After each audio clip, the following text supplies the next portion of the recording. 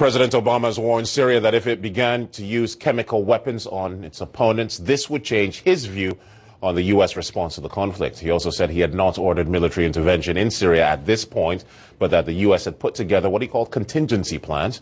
Our Washington correspondent Jane O'Brien has more.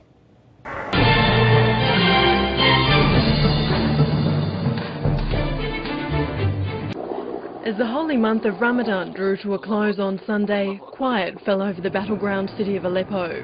But the informal ceasefire was short-lived.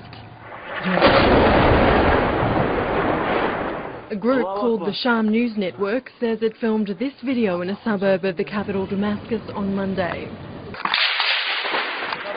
Allahu Akbar. Allahu Akbar. Snipers are targeting photographers, cameramen and anything that moves in the street. Look at the destruction.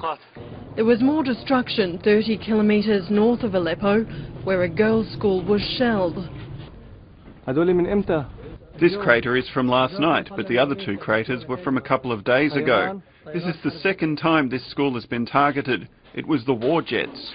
In Azaz, near Syria's border with Turkey, mosques have been reduced to rubble. Of course, what you can see here is the destruction inside the sanctuary of a mosque by a regime which has no respect for what is sacred. Churches have been attacked, mosques, even women and children have been abused by a regime that has no value for what is sacred. Syria's government has a large chemical weapon stockpile, and the US president is worried the worst could be yet to come. That's an issue that doesn't just concern Syria, it concerns our close allies in the region, including Israel. It concerns us. We cannot have a situation where chemical or biological weapons are falling into the hands of the wrong people. We have been very clear to the Assad regime, but also to other players on the ground, that a red line for us is we start seeing a whole bunch of chemical weapons moving around or being utilized. That would change my calculus. That would change my equation.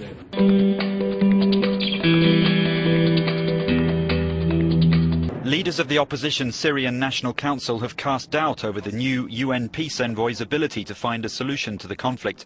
Fighting has continued on Monday here in Aleppo and also in Damascus, where government tanks have shelled a rebel-held suburb. The last UN military observers have been leaving the Syrian capital after their 4-month mission ended in failure. Instead of monitoring a ceasefire, they've looked on helplessly as the conflict escalated.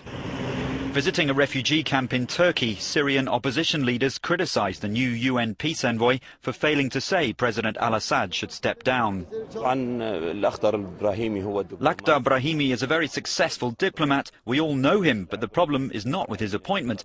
The problem is with reaching common sense to stop the killings in Syria and achieve what the Syrian people want. But honestly, it seems they don't want to have common sense now. Brahimi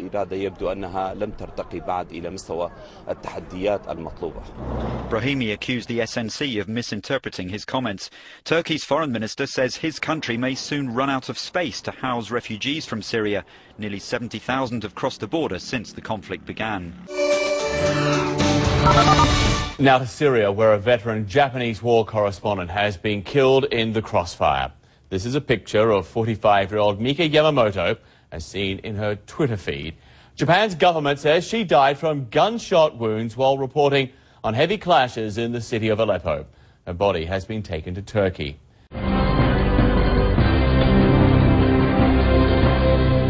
A senior official with the opposition Free Syrian Army said Mika Yamamoto was killed in the northern city of Aleppo. She was a freelance journalist working with the group Japan Press. Turkish media sources say Yamamoto was taken to a hospital in Turkey. They say a Japanese colleague identified her body.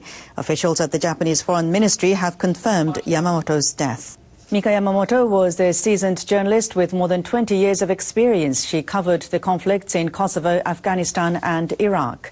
She talked with NHK last month about why she believed in the work she was doing. Covering conflict zones is tough, but I'll continue with my work. I believe there could be a chance to finish the war or contain the damage by reporting on what's happening on the ground, however tragic.